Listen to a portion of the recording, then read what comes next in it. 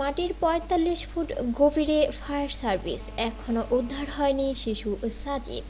চাঞ্চল্যকর সংবাদ, সর্বশেষ আপডেট জানিয়ে দিচ্ছি। রাজশাহীর তানোর উপজেলার পরিত্যক্ত গভীর নলকূপের পাইপে পড়ে যাওয়া ২ বছরের শিশু সাজিদকে রাত পেরিয়ে সকাল হলে উদ্ধার করা সম্ভব হয়নি। টানা ২২ ঘন্টা ধরে ফায়ার সার্ভিসের অভিযানের পরও এখনও উদ্ধার করা যায়নি ২ বছরের এই শিশুটিকে। ফায়ার সার্ভিস এরই মধ্যে ৪৫ ফুট গর্ত করেছে, তবে শিশুটিকে শনাক্ত করা যায়নি।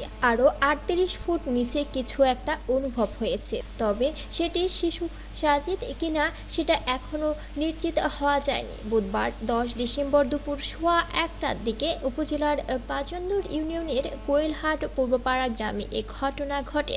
শিশুটির বাবার নাম রাকিবুল ইসলাম, তিনি কোয়েলহাট পূর্বপাড়া গ্রামের বাসিন্দা। ফায়ার সার্ভিসের রাজশাহী স্টেশনের সহকারী পরিচালক দিদারুল ইসলাম বৃহস্পতিবার ১১ ডিসেম্বর সকাল ৯:৩০টার দিকে জানান, তারা আসার আগেই স্থানীয়রা শিশুটিকে উদ্ধারের চেষ্টা করে, তখন কিছু মাটি গর্তে পড়ে গেছে।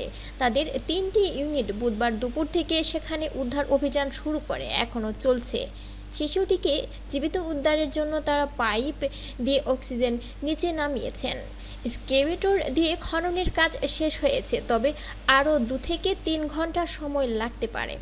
স্থানীয়রা জানান, গ্রামের পাশের এ জমিটির মালিক কসির উদ্দিন নামের এক ব্যক্তি। ১ বছর আগে কসির উদ্দিন তার জমিতে সেচের জন্য একটি সেমিটিপ নলকূপ বসানোর চেষ্টা করেন, কিন্তু ৩৫ ফুট বোরিং করার পর সেখানে পানি পাননি, তাই নলকূপ বসানো হয়নি।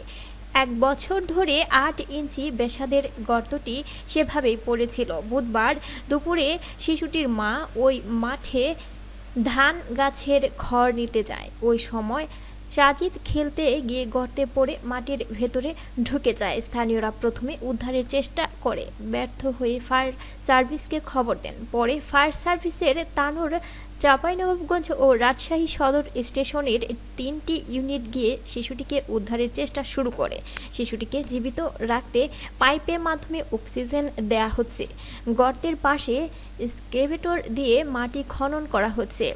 সর্বশেষ আপডেট জানিয়ে দিলাম। আরও আপডেট পেতে আমাদের চ্যানেলটির পাশেই থাকবেন আর বেল বাটনে ক্লিক করে সাবস্ক্রাইব করে আমাদের সাথে যুক্ত থাকবেন।